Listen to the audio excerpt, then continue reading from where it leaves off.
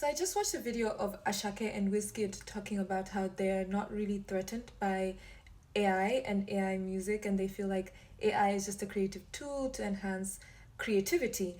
And I think what people are forgetting is that the reason why African artists would not really have a strong feeling towards AI music is because they're not making money off of streaming platforms. If you look at African artists, most of their listeners come from African countries, right? Streaming platforms pay them the least amount of money. In fact, Burna Boy has even complained on Twitter that the streams from Africa don't are not valuable to him.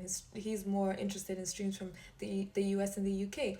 And because streaming money is where artists are being affected the most when it comes to AI music, they would not really care because it doesn't directly affect them. They see it more from a utilitarian perspective. African artists are making most of their money from live performances and brand performances. To try to affect their earnings, it would have to be stuff like, oh, AI holograms performing a song instead of actual musicians, or corporate brands deciding to work with AI avatars instead of directing that money to musicians.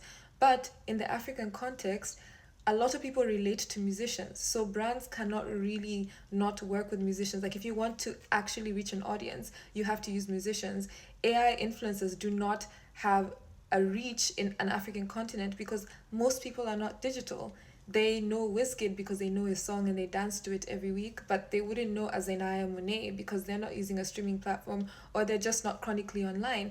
That digital divide really stands out here because it shows you that AI music cannot really affect the African artist as much as it would affect the Western artist. I think the other aspect is that the African audience is also depoliticized, especially from the AI argument. Whereas in America, if an artist said they were using AI music, their audience would get angry because they are aware of the exploitative dynamics that AI and AI music emerges from. Whereas in an African context, a lot of people are not really affected by that, so it doesn't really touch them. The disruption of AI is mostly happening at the white collar level, which makes up a smaller percentage of the African worker audience. And so you wouldn't get that much of a stronger voice against the replacement of people in industries because they make up such a small number.